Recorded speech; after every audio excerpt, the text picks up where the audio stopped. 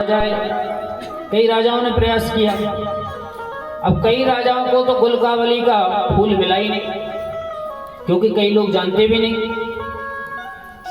अब जब नहीं मिला तो समस्त राजा लोग आए तो वहां से देख करके कि गुलकावली का फूल नहीं मिला है, हार करके चले गए। तो ये सोनभद्र थे, इन्होंने बहुत अथक प्रयास करने के बाद में गुलकावली का फूल लेकर के आए, जो नर्मदा को दिया। नर्मदा बड़ी प्रसन्न हुई का इतने सारे ब्रह्मांड में केवल एक सोनभद्र गुलकावली का फूल लेकर के आया है, और इतने राजा महाराजाओं को फूल ही नहीं मिला।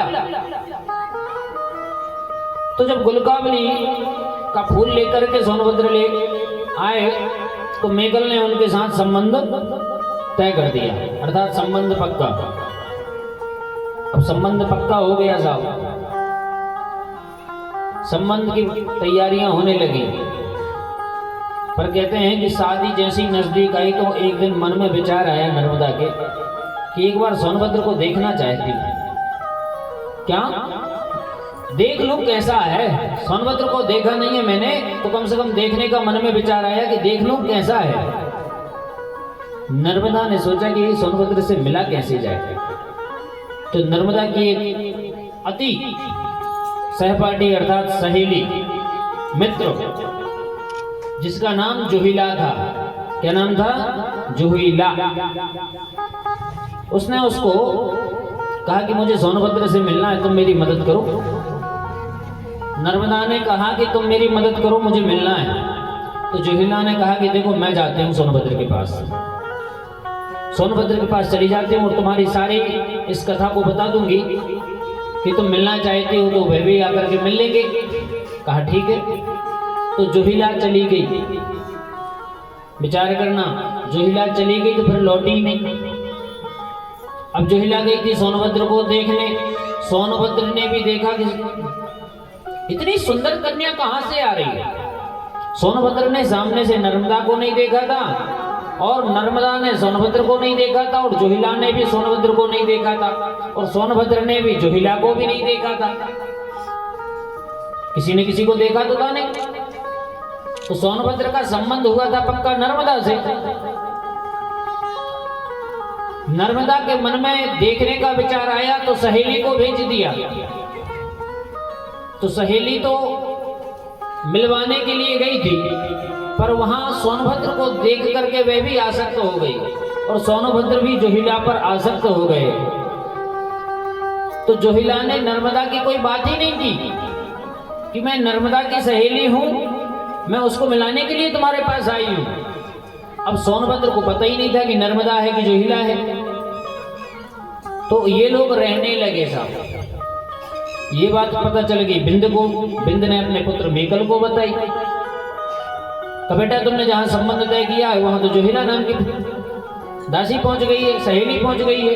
अब ये बात नर्मदा को पता चली तो नर्मदा आ गई। अभी तक जुहिला आई क्यों नहीं? बहुत दिन व्यतीत हो गए।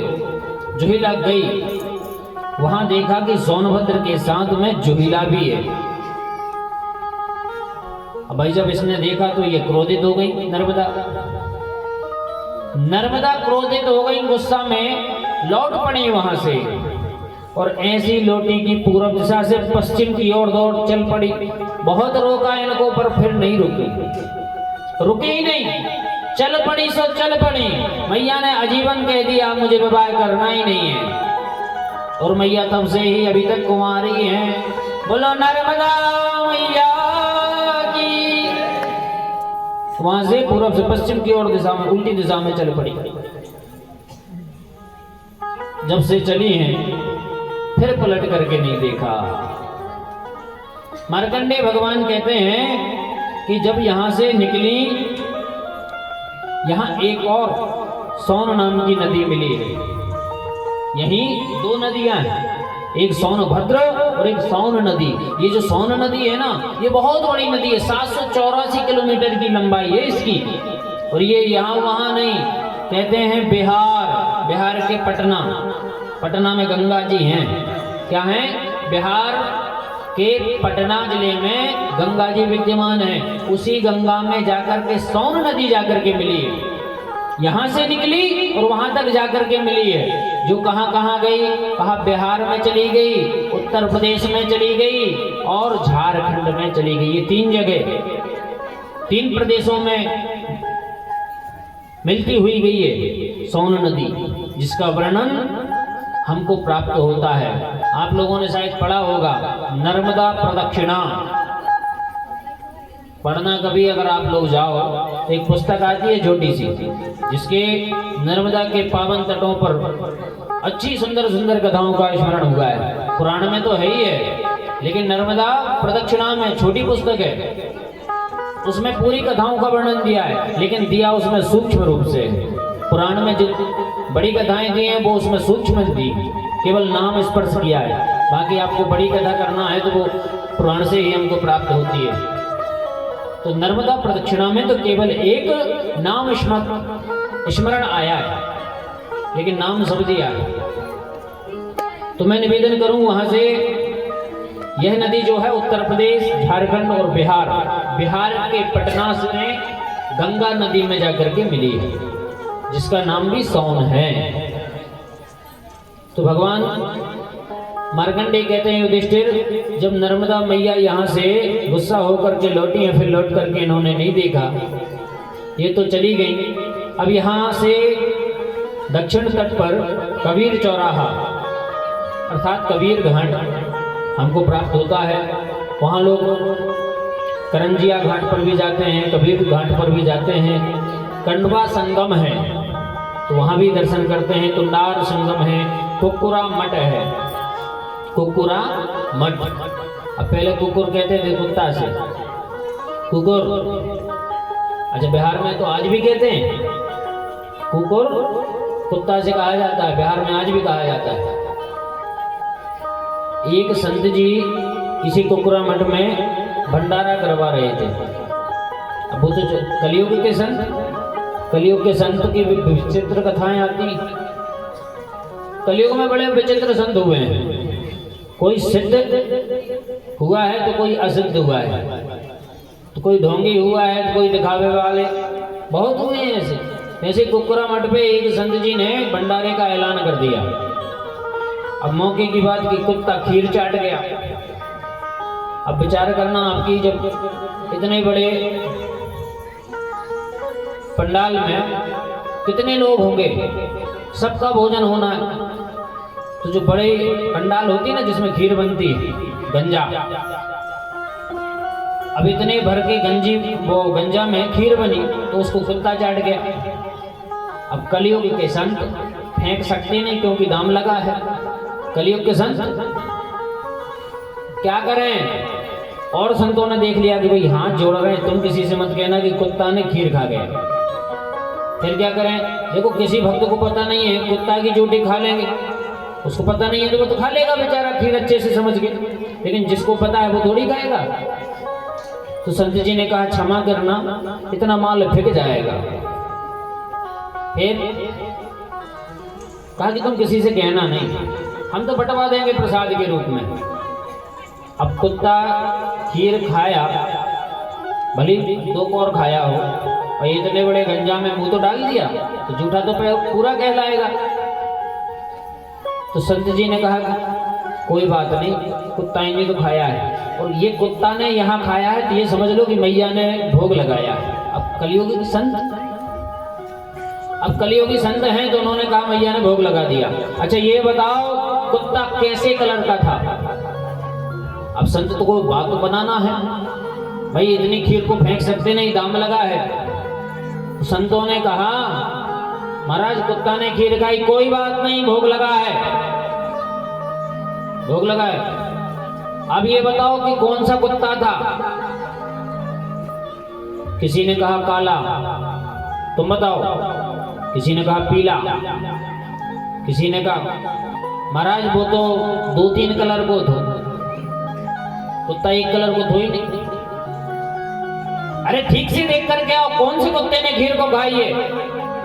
कलियुगी संत क्रोधित हो गए, और संत तो उनके जो शिष्य थे वो सब लोग डरने लगे।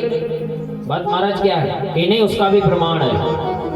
कलियुगी संत एक दूर से चिल्लाता हुआ आया शिष्य, महाराज महाराज उस कुत्ते को मैंने देखा है। कौन से कुत्ते को देखा है? जिसने खीर को चाटा है। कैसा है बेटा तुम बताओ? कहा लाल कुत्ता। लाल कुत्ता? महाराज जी ने कहा बस ठीक है, लाल कुत्ते ने झूठा किया है। हाँ लाल कुत्ते ने झूठा किया है। महाराज जी ने कहा लाल कुत्ता परम उत्तम, लाल कुत्ता परम उत्तम। विचार करना, लाल कुत्ता है तो परम उत्तम। लाल कुत्ता ने अगर झूठा किया है उत्तम है। क्यों? वर्जित किसको माना जाता है महाराज? कुत्ता ने झूठा दिया फिर भी आप कह रहे उत्तम है। अब कलियुगी संत अगर इतनी बड़ी खीर को फेंक देते तो फिर से एक बोरी चीनी फिर लग जाती कि नहीं लग जाती? तो कहा इसलिए लाल कुत्ता परम उत्तम, कबरम झबरम वर्जितम। अगर कबरा और झबरा होता तो वर्जित माना जाता, लेकिन लाल कुत्ते ने खाइए सबको बंटवा दो, सबको बंटवाओ। अब बेचारे शिष्य क्या करे? शिष्य ने तो गुरु की आज्ञा का पालन कर लिया। तो कलियुग में तो ऐसे बहुत संत हुए, बहुत संत हुए हैं। कुकुर की झूठी खाई, कुकुर अर्थात कुत्ता झूठी खाई और पार लगा दो मैया, ओ मेरी रेवा मैया, ओ मोरी। कौन है भाई? ऐसा हम लोगों को तो कभी नहीं मिला।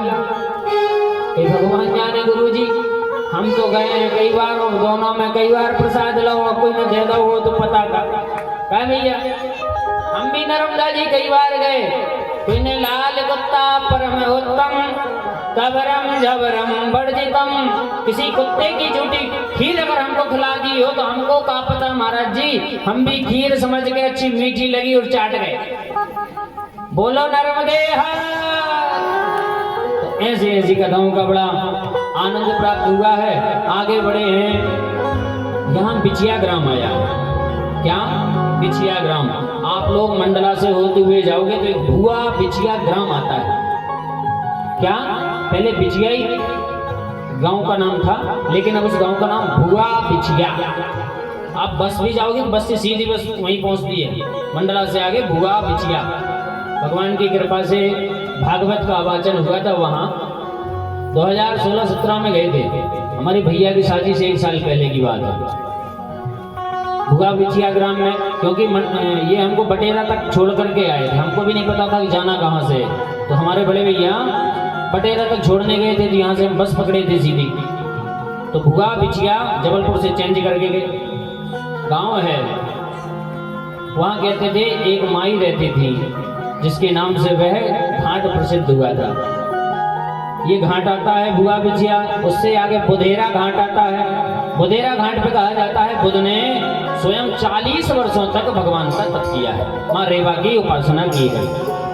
तभी तो कहा जाता है कि बुद्धि को तेज कराने में सहायक होता है। बुद्ध बुद्धि का प्रतीक होता है।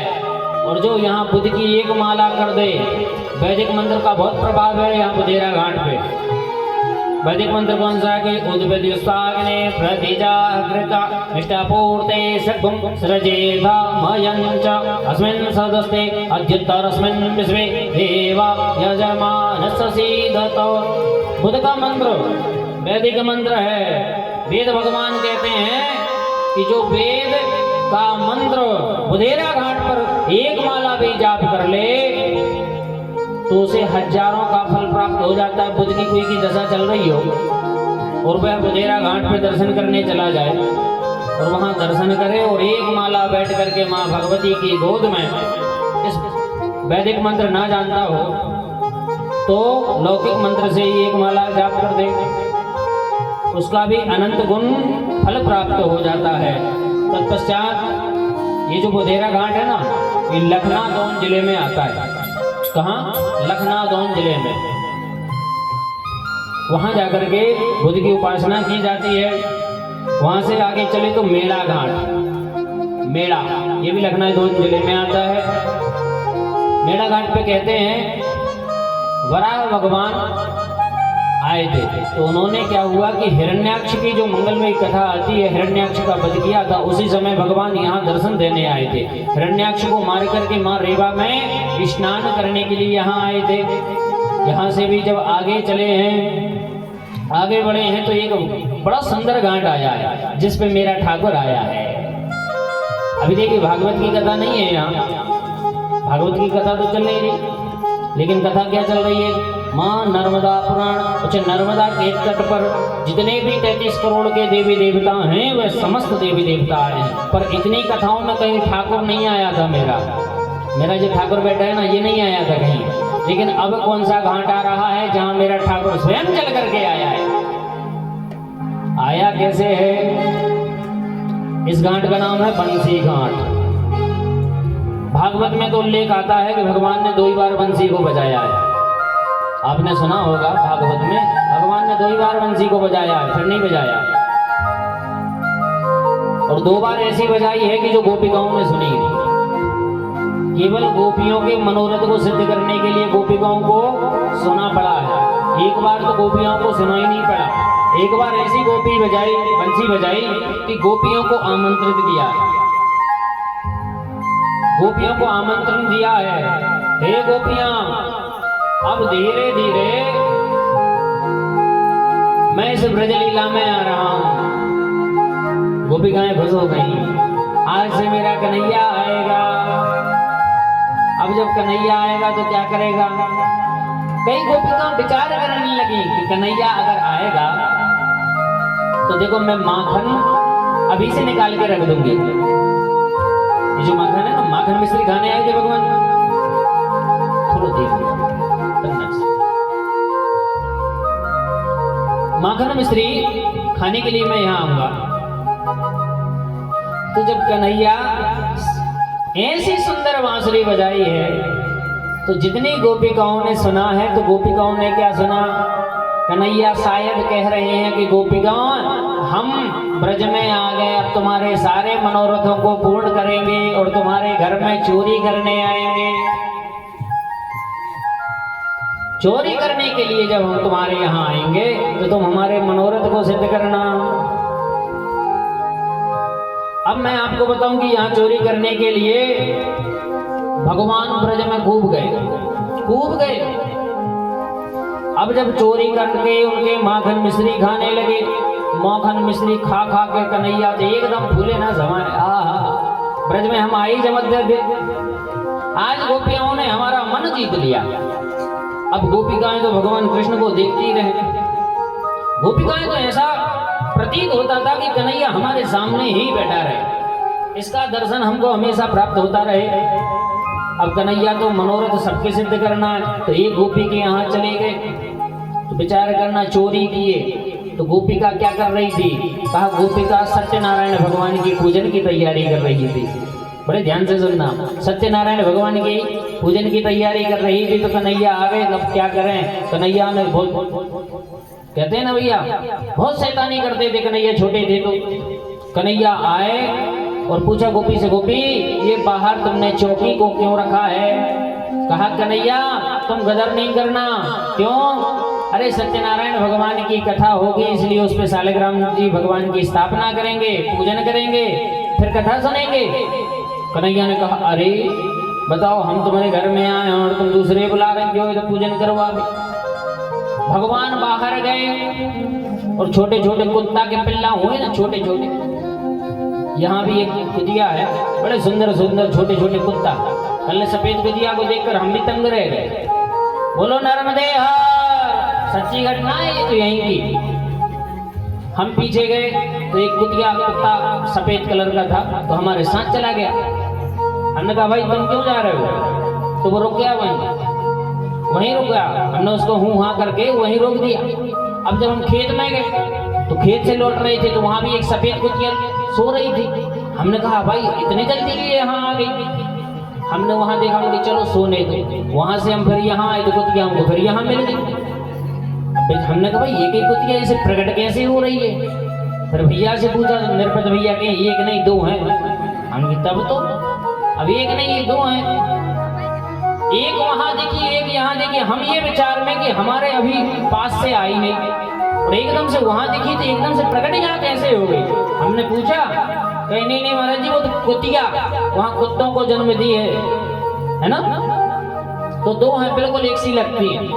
अनुभव आश्चर्य की बात है। तो मैं निवेदन कर रहा था, छोटे छोटे कुतिया के पिल्लों को उसी बाजोट पर लान करके रख दिया, और आकर के कन्हैया ने क्या कहा, हे गोपी देखो सालिग्राम भगवान आकर के विराजमान हो गए।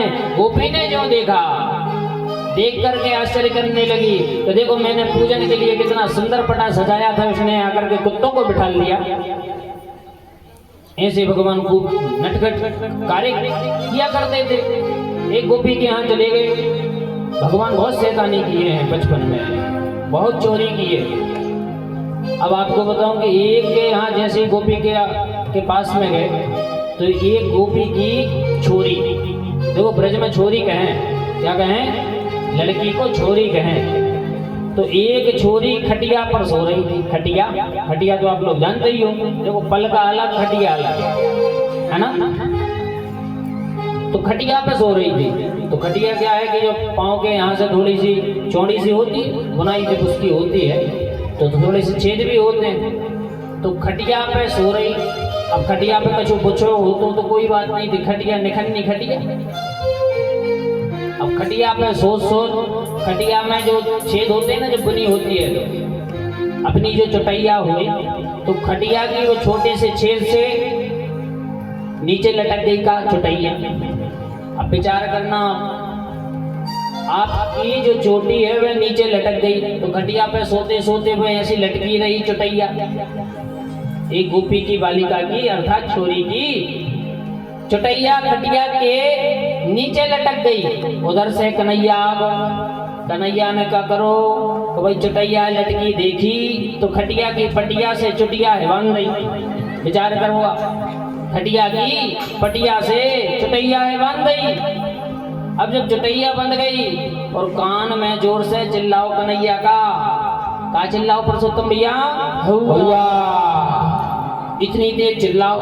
और जब हवा चिल्लाओ तो वह छोरी डर गई। वो मैया चलाई तो जैसी खटिया की पटिया से खिंची तो चुटैया तन गई। तो बाने का समझ लो का हवा ने मोए पकड़ लो, ओ मैया मोए हवा ने पकड़ लो, का पकड़ लो, कहीं खटिया की पटिया से चुटैया पकड़ ली। अब बहुत डर गई। अब जब डरी तो मैया उधर से दौड़ी आई तो कन्हैया यहाँ से भागता हुआ नजर आया।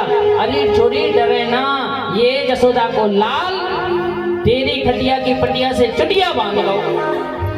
ऐसे ऐसे उपद्रव करे। एक दिन गोपिकाओं ने मन में विचार कर लिया।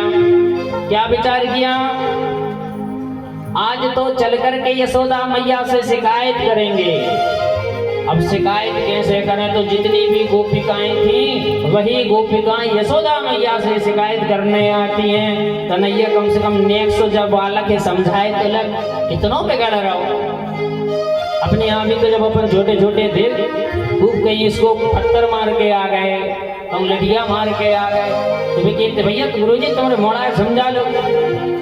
लठिया फेंक के मार दे, पत्थर फेंक के मार दे, तो वे बुलाइनों देने आती थी। तो समस्त गोपिकाएं यशोदा मैया के आगे आती हैं घर में, और एक ही चीज के का कन्हैया से काके मैया तुमरो मोड़ा बहुत बिगड़ रहा हो, कम से कम तनक पढ़ाए लिखाए ले सुधर जाए हैं। अगर इतनो बिगड़ो हुई है तो जाको संबंध कैसे हुई है। तभी तो कहा है किसी ने, मनमोहन बिगड़ गए बारे से, मनमोहन बिगड़ गए बारे से।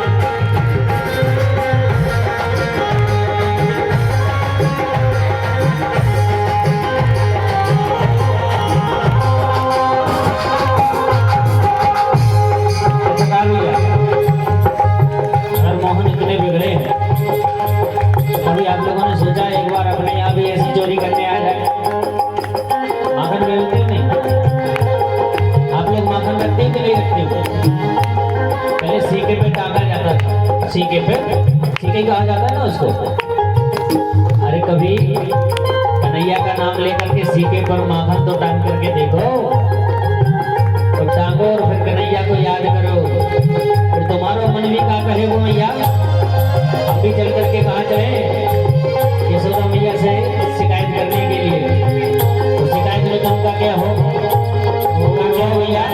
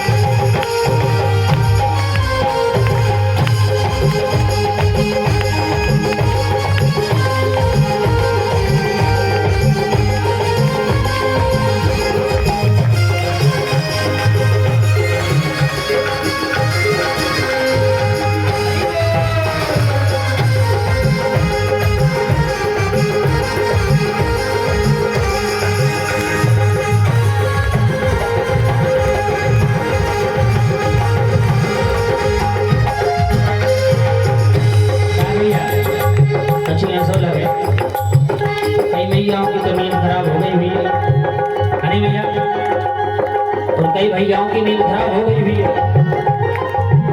अरे मोहन, तुम चोरी करने आए हो तो आए, कम से कम हम कथा में सो तो रहे थे। अरे कथा में सोवे घर छोड़ के आए, वहां से थोड़ा धीमी आवाज करना भैया। और टको टको नहीं, तुम नहीं, तुम नहीं, तुम बिल्कुल मत बोलो।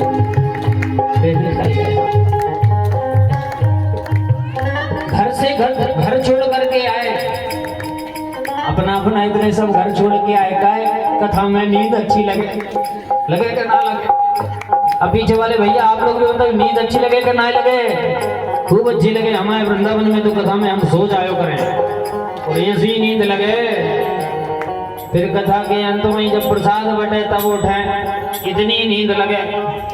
हमारा छोरा सब लोगों है जगावे के लाने आ गए, जो हमारा छोरा जगा दे सबे। कन्हैया के हम भी दीवाने और तुम भी दीवाने, क्योंकि कन्हैया ने जब समस्त ब्रज मंडल में गोपिकाओं को चित्र वितर कर दिया तो इन माताओं की भी नींद खुल गई। तो मैया अगर नींद खुल गई तो कन्हैया को लाइने सुन लो। वो लाइनों कैसो है, अपने से नहीं बिगड़े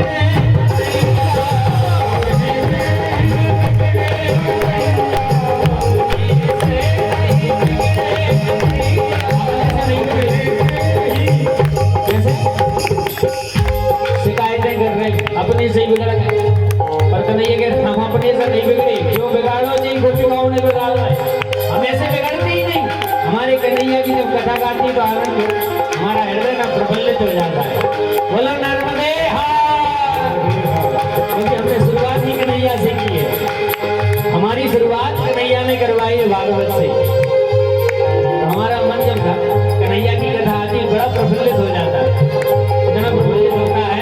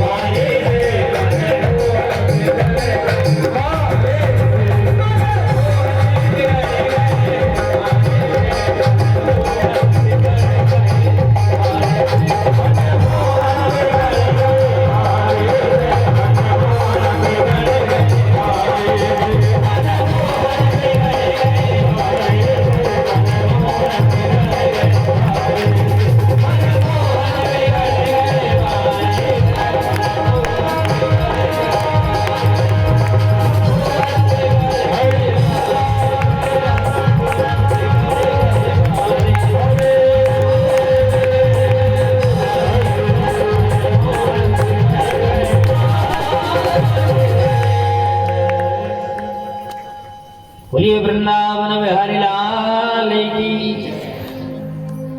5वें दिन कन्हैया जड़ो है, आज चौथा दिन कल था, आज 5वां दिन है।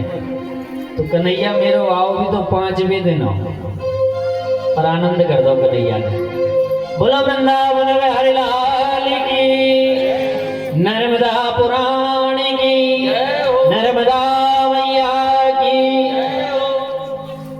तो ऐसे ही नर्मदा मैया के पावन तट पर श्री कन्हैया जब चोरी कर तो डोले, तो एक दिन ऐसी चोरी कर तो डोले और श्याम मोसे सूदो न बोले, सीधो नहीं बोलता था, एक तो चोरी करे और ऊपर से बोलो वृंदावन बिहारी लाल की जय। आ जाओ।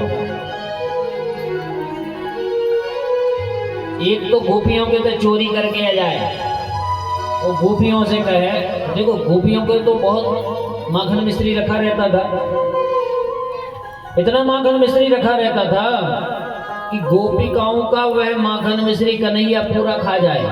पूरा खाने के बाद भी और जब पेट बढ़ जाए तो बुरो मन कर ले, हे गोपी इतनो सड़ो दही बनाओ, इतनो सड़ो माखन रखो।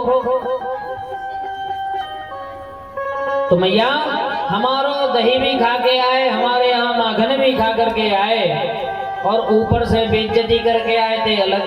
कैसी मैया, हमरो ही माखन खाए, हमरो ही दही खाए, हमारी मिश्री खाए, फिर भी कहे इतना सड़ो बनाओ। तो मैया जब हम बात से बोले कि जब सड़ो है तो तूने खाओ काए, तो मैया जो सूदो ही ने बोले हमसे, हम जैसे सीधी बात करें जो उल्टे जवाब दे करके भाग जाए। तो मैं निवेदन कर रहा था, ये कथा तो बड़ी लंबी कथा है साहब, वो भागवत के तो बड़े हम रसिक हैं, बहुत आनंद आता है भागवत की कथा में हमको बोलने में। कहते हैं ना, कथा किसी को अच्छी लगे ना लगे, अपन को आनंद आना चाहिए। अपन तो मैं हैं, कथा हमको अच्छी लग रही है, बहुत सुंदर है, दूसरे की गारंटी नहीं। बोलो राधे राधे। और एक बात बताएं, जो व्यथा को सुनता है उसको कथा समझ में नहीं आती, क्योंकि जगत की व्यथा में ही तो वो पड़ा है, कथा उसने सुनी कब। और जब कथा सुनने लगता है तो समस्त व्यथाएं दूर हो जाती। ऐसी कन्हैया की कथाएं हैं, नर्मदा पुराण की कथाएं हैं। तो मैं निवेदन करूं बंसी भट्ट पे, कन्हैया क्यों आए? कहा बहुत चोरी किए हैं, उनमें से एक गोपी नहीं जा पा रही थी। कौन? कहा है बसेरा।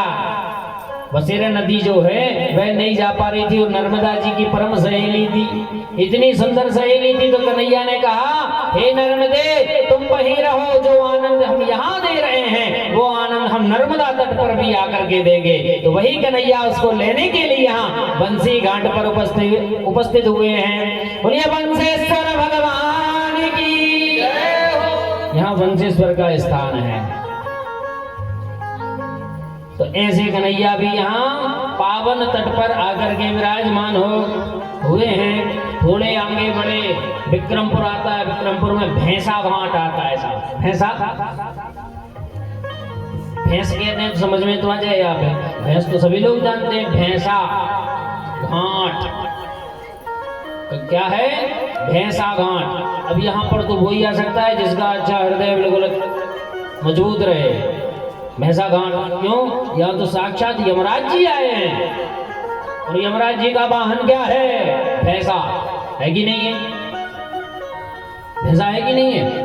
एक बार की बात कि भैंसा ने एक गलती कर दी थी। क्या?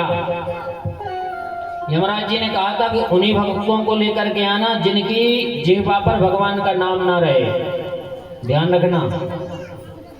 एक बार क्या हुआ कि यमराज के दूत इस पृथ्वी मंडल पर आए।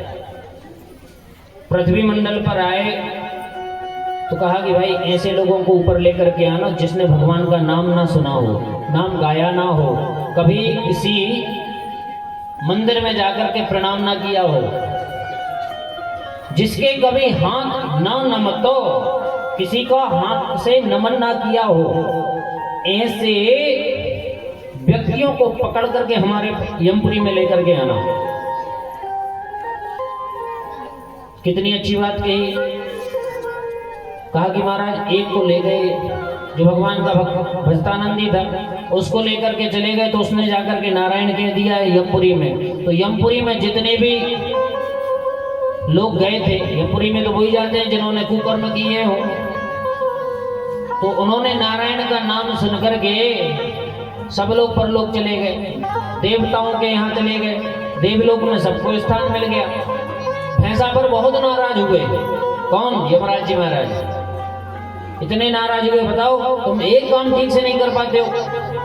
अरे जितने दूतों को लेकर के आए थे, तुमने एक बार नाम लिया नारायण का, सब लोग देवलोक को चले गए। महाराज नारायण के नाम में इतना प्रभाव है। स्वयंवर नारदो शंभो कुमारो कपिलो मनु।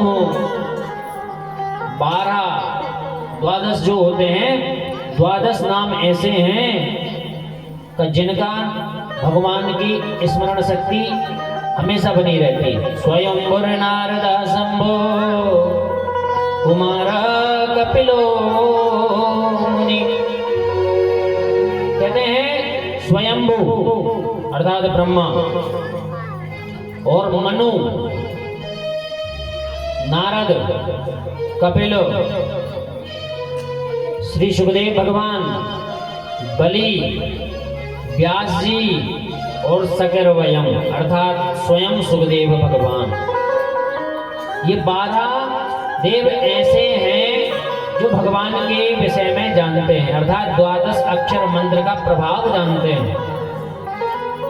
एक बार नारायण के कहने से यमपुरी के जितने भी नरकवासी हैं वह नारायण का नाम सुन लेंगे, सब तर जाएंगे। ये सब 12 नाम प्रभाव जानते हैं भगवान के नाम का। भैंसा ने ये गलती कर दी तो भैंसा को श्राप दे दिया कि जाओ तुम नर्मदा किनारे पर तप करना। तो वही भैंसा यहाँ तप करने आया जिससे वो गांव का नाम रखा गया है। नर्मदा प्रदक्षिणावली में देखना, भैंसा घाट क्या है? भैंसा घाट। अब जब वह आ तो गया, अब आकर के यहाँ तप भी किया, खूब किया। मैं निवेदन करूं, और लोग थे उसके दूत, यमराज के दूत, वो लोग डर गए। यमराज ने अपने ही वाहन को इतना बड़ा श्राप दे दिया, तो अब ये बताओ कि हम तो इनके दूत हैं, हमको भी श्राप दे ही देंगे कभी ना कभी। तो वो डायरी लेकर के आए और पेन। क्या लेकर के आए? डायरी और पेन। महाराज हमसे कहीं गलती ना हो जाए, अगर गलती हमसे हो गई तो हमको भी श्राप दे दोगे आप। यमराज के पास गए हैं, कहा एक काम कर दो आप। क्या कर दें? कहा आप अपने मुखारबिंद से लिखवा दो हमको किस किस व्यक्ति को पकड़ करके लेके आना चाहिए, नहीं तो हो सकता है आप हम ना जान पाए, किसी भक्त को फिर डालाएं तो आप हमको श्राप दे दोगे। यमराज ने कहा ठीक है लिख लो। तो यमराज ने लिखाया है जिह्वा न भक्ति भगवद गुण नाम देयम, जिह्वा न भक्ति भगवद गुण नाम देयम। अरे जिसकी जीवन में एक भी बार भगवान का नाम ना गाया हो, कितना सुंदर कहा है कि जिह्वान भक्ति भगवद गुण नाम देयम, चेतश्चन स्मरति तच्चरणारविंदम। अरे जिसका सर भगवान के चरणों में नवा हुआ ना हो। मंदिर तो जाते हैं पर अकड़े अकड़े गए और अकड़े अकड़े आ गए, है कि नहीं? कई बार देखा है हमने, कई मंदिरों पे हम जाते हैं तो बड़े शान से अकड़ अकड़ करके वो जा रहे हैं और भगवान है भगवान। अरे वो एहसान नहीं कर रहे तुम्हारे ऊपर कि तुम उनके ऊपर एहसान कर रहे हो। लगता तो ऐसा है वो हमारे ऊपर तो जो एहसान कर रहे हैं, पर एहसानदारी हम उनको जाकर के बताते हैं। उल्टा करते हैं कि नहीं करते? और जब वहां पहुंचे तो बड़ी झटपट से परिक्रमा लगाई और चल दिए। कहीं के भी तीर्थ स्थान पर जाओ, कहीं भी चले जाना, तीर्थ स्थान का महत्व तभी होता है दर्शन कर लिया, पूजन कर लिया, पूजन करने के बाद में वहां 5 मिनट बैठो। कहीं भी चले जाना, किसी मंदिर में चले जाना, लेकिन 5 मिनट वहां बैठ करके आओ। पूजन के पश्चात आपने पूजन कर ली, 5 मिनट का समय नहीं है, 2 मिनट बैठो, पर बैठो। बैठने के बाद में फिर उठ करके नमन करते हुए फिर चलते। यमराज जी कहते हैं जिह्वान भक्ति भगवद गुण नाम देयम, चेतश्चन स्मरति चरणारविंदम। जिनका सिर कभी भगवान के चरणों में नवा हुआ ना हो, ऐसे लोगों को पकड़ करके मेरे पास लेकर के आना। हस्त चरणा, अगर जिनके हाथ कभी भगवान के समक्ष जुड़े हुए ना हो, ऐसे व्यक्तियों को हमारे पास लेकर के आना। अब जब ऐसे नाम लिखवाए तब संतुष्ट हुए, नहीं तो पता चलता कि भाई कि किसी ने राम नाम खूब गाया है और उसको पकड़ करके यमराज ले जाए तो यमराज हमको ही श्राप दे दे, तो ऐसा ना हो। और वैसे भगवान की कृपा से यहाँ तो सब लोग भजते हैं और बहुत भजते हैं। भगवान का नाम तो भजते हो ना? कैसे भजते हो एक बार भज के बताओ कैसे? ओ हरे रामा, राम नाम सबसे सरल है। कैसे भजना है? एक बार दोनों तालियों को सहयोग करते हुए, क्योंकि कल की कथा तो तुमने जल्दी विश्राम कर दी थी, आज तो चलन दो। बोलो हर हर नर्मदे। राम नाम अति मीठा है, कोई गा के देख ले। कौन गाएगा? हाथ उठाओ, हाथ उठा दो भैया, दोनों हाथ उठा दो। अरे राम नाम अति मीठा है, कोई गाए देख ले। और आ जाएंगे वहां से, आएंगे कब? जब आपकी ताली उठेगी, दोनों हाथ ऊपर। राम नाम अति मीठा है, कोई गाए देख ले। राम नाम अति मीठा है, कोई गाए देख ले। गाते हैं राम,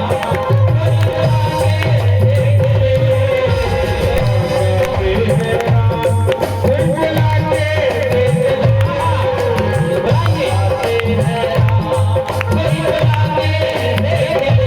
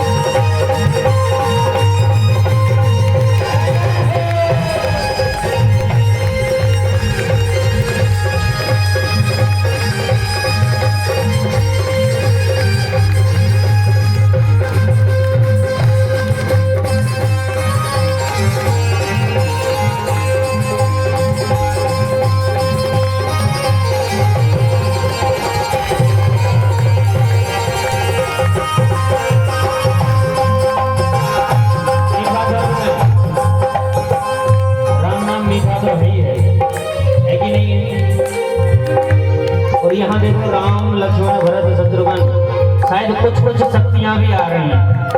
शक्ति कौन है? शक्ति कौन है? जैसे सीता मैया, उर्मिला मैया, मांडवी मैया और श्रुत कीर्ति, चारों की चार पत्नियां हैं कि नहीं? सीता, मांडवी, उर्मिला और श्रुत कीर्ति है कि नहीं? जो राम नाम में इतने आ रही है तो विचार करें तो शक्तियां भी आ रही हैं। जब शक्तियां आती हैं तो कम से कम हमारा मन भगवान में लगेगा, तो लगेगा कि नहीं लगेगा? दोनों हाथों को एक बार ऊपर उठा लो, सब लोग उठा लो, माता आप लोग भी उठा लो। अरे राम नाम में बड़ा मजा, राम नाम में बड़ा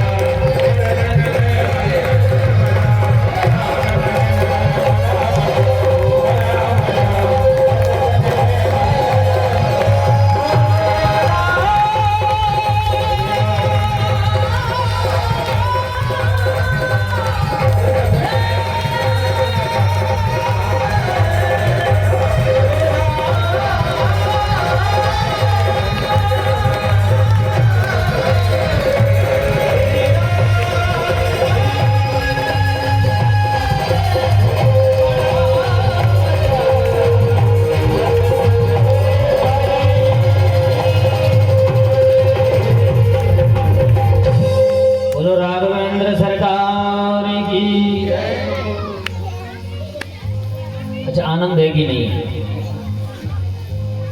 राम नाम में आनंद है। तो जिह्वान भक्ति भगवत गण नाम देयम चेतश्चन स्मरति चरणारविंदम। यमराज कहते हैं जिसका सर कभी भगवान के चरणों में ना नभता हो, ऐसे उसको पकड़ करके ले आना, उसको नरक में डाला जाएगा। अब देखो कम से कम इतने लोगों ने राम नाम तो ले लिया, लिया कि नहीं लिया? लेकिन जो राम का नाम लेता है, जो श्याम का नाम लेता है, चाहे श्याम का ले लो चाहे राम का ले लो, एक ही बात है। राम श्याम दो एक हैं, अंतर नहीं निमेष। इनके नयन गंभीर हैं, इनके चपल विशेष। दोनों में कोई अंतर नहीं है। अंतर है तो केवल नेत्रों का। एक में गंभीरता भरी है, अर्थात मर्यादा भरी है, मर्यादा पुरुषोत्तम श्री राम है। तो दूसरे चंचलहीनों से अपनी दृष्टि को पात रखने वाले श्री कृष्ण हैं। चंचल दृष्टि से देखते रहते हैं, ऐसे श्री कृष्ण हैं। और जब चंचल दृष्टि से देखते हैं तो केवल नयनों का अंतर है, नयनों के अलावा कोई अंतर नहीं है। एक मर्यादित होकर के त्रेता युग में श्री राम बन करके आते हैं, तो दूसरे कृष्ण गोपिकाओं का मनोरथ सिद्ध करने के लिए श्री कृष्ण बन करके आते हैं। और अंतर कुछ नहीं है, दोनों ही कलाओं से विद्यमान है। तो मैं निवेदन करूं कि जिह्वान भक्ति भगवत गुण नाम धेयम चेतश्चन स्मरति चरणारविंदम। यमराज एक ही बात कहते हैं, जिसने भगवान का नाम ना लिया हो, जिसने मां रेवा का नाम ना लिया हो, जिसने अपने सदगुरुदेव को ना पूजा हो, ऐसे व्यक्तियों को पकड़ करके हमारे पास ले आना। दूत समझ गए। दूतों ने कहा महाराज जो आज्ञा, आपकी आज्ञा से अब जो जिसको आप कहेंगे उसी को पकड़ करके हम लेकर के आएंगे। एक निवेदन और करूंगा, भैंसा घाट से सीधे अगर हम लोग 6 मील के आगे और आगे चलते हैं तो वहां सिरसिरी आता है। क्या आता है? सिरसिरी। यहाँ अंजना मैया का दूधी संगम कहलाता है। आप गए होंगे, सिरसिरी से 3 मील की दूरी पर दूधी संगम है, जहाँ साक्षात पवन सुत हनुमान जी महाराज की मैया अंजना के स्तनों से दूध बह करके जो नदी वही है वही नर्मदा में आकर के मिली है, उसी को दूधी संगम कहा गया है। पुराण में बड़ी सुंदर कथा आती है, लेकिन वशिष्ठ संहिता में कहते हैं एक बार श्री राम जी अपने परिकर के साथ में लंका को जीत करके जब वापस आ रहे थे तो अंजना पर्वत के यहाँ से निकल रहे थे। हनुमान जी महाराज ने हाथ जोड़ दिए, प्रभु हमने लंका को तो जीत लिया है, अगर आपका आशीर्वाद मिले तो मैं मैया से भी आशीर्वाद ग्रहण कर लूं। हनुमान जी ने जो यूं कहा कि अंजना पर्वत से हम गुजर रहे हैं तो क्यों ना अंजना पर्वत पे मां जो रहती है उनके दर्शन कर लूं। राम जी ने कहा तुम तो बड़े निश्चल, द्वेष करने वाले हो। हनुमान जी को कह दिया, अरे इतनी कपट, महाराज मैंने ऐसी कौन सी गलती कर दी? गलती क्यों नहीं की तुमने? अरे तुम कहते हो कि माँ के दर्शन कर लो, तुमको ये कहना चाहिए कि हम और आप मिलकर के माँ के दर्शन करने चले। क्या तुम अकेले जाना चाहते हो? राम जी ने कहा ऐसा लगता है तुम्हारे वचनों से कि तुम अकेला ही माँ का दर्शन करना चाहते हो। हनुमान जी ने कहा प्रभु अगर आपकी आज्ञा हो तो आप भी चले ना, मैया को बहुत दिन हो गए देखे हुए, और इसी अंजना पर्वत पर से हम निकल करके जाएंगे तो मैया का दर्शन हो जाएगा। उसी अंजना पर्वत पर से जैसे ही निकल रहे थे तो अंजना पर्वत पर रुक गए। राम जी रुक गए, सीता जी भी थी, लक्ष्मण जी भी हैं, सुग्रीव भी हैं, आदि जितने साथ में थे वो सब रुक गए वहीं पर। अंजना मैया ने जैसे ही अपने लाल को हनुमान जी को देखा है, अंक में भर लिया। बहुत दिनों बाद हनुमान मिला है। अंजना मैया ने पूछा बेटा ये तुम्हारे साथ कौन आए? हनुमान जी ने परिचय दिया है, मां ये दशरथ नंदन श्री राम है और ये दशरथ नंदन की श्रीमती श्री सीता है, इनके छोटे भाई भ्राता श्री लक्ष्मण है, सुग्रीव है, विभीषण है, ऋक्षराज अर्थात जाम्बवंत है, सबको परिचय दिया। और हनुमान जी ने कहा मैया ये जो राम है ना, ये दशरथ के बेटा है, माँ के वचनों के द्वारा इन्होंने 14 वर्ष तक वनवास ग्रहण किया है। और लंका का रावण श्री सीता को हरण करके ले गया तो वन वन भटक करके उनका पता लगा करके लंका को जीत करके वहां से वापस हो रहे हैं। अंजना मैया ने जब इतना सुना तो अंजना मैया ने हनुमान जी को गोदी में बिठाए हुए उठा दिया, दूर हट हट हट। क्या यही शिक्षा दी थी मैंने तुझे? जिन वाली विचार करना। अरे हनुमान तूने मेरी दूध की लाज ना रखी, तू इनके साथ था। अरे लंका का रावण तेरे सामने तिनके के समान था, तिनके के समान। तू जाता और पूरी लंका को उठा करके राम के चरणों में रख देता। तूने मेरी दूध की लाज को खो दिया। कम से कम तूने अपने माँ की दूध की लाज तो बचा लेता। माँ हनुमान जी कुछ बोलते तो दूर भगा दिया है अंजना मैया ने, और जैसे ही दूर भगाया है राम जी हाथ जोड़ करके खड़े हो गए हैं। मैया इसकी गलती नहीं है, लक्ष्मण बगल में बैठे, लक्ष्मण के मनोभाव में एक ही बात उठ रही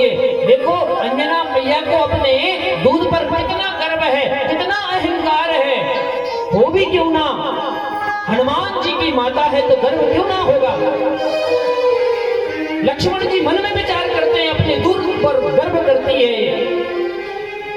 अंजना ने लक्ष्मण के मनोभाव को जान लिया, और जब लक्ष्मण के मनोभाव को जाना, कहा कि तुम्हें मेरे दूध पर भरोसा नहीं है।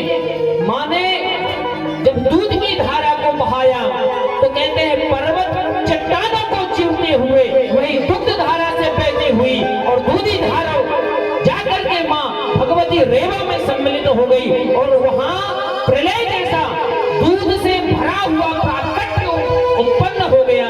और राम ने देखा, राम एक ही नजर में कहते हैं मां बस करो, अगर आपने इस प्रकार की दूध की धारा को चलाया है तो प्रलय आ जाएगा। मुझे विश्वास है मां, आपकी दुग्ध धारा में इतना तेज प्रवाह है कि यहां पूरा प्रलय काल हो जाएगा। राम जी भी नतमस्तक हो गए अंजना मैया के यहां। अंजना मैया ने कहा राम, मैंने इसको अपना दूध पिलाया है, इसमें इतनी शक्ति थी कि लंका का जो रावण है मात्र तिनके के समान था, ये चाहता तो पूरी लंका को उठा करके तुम्हारे चरणों में समर्पित कर देता, पर उसने दूध की लाज न रखी। हो रे मैया को सत सत प्रणाम, हो अंजनी मैया को सत सत प्रणाम, दयालु मैया दूधासी बहे रे मैया को सत सत प्रणाम, दयालु मैया दूधासी बहे रे मैया को सत सत प्रणाम, दयालु मैया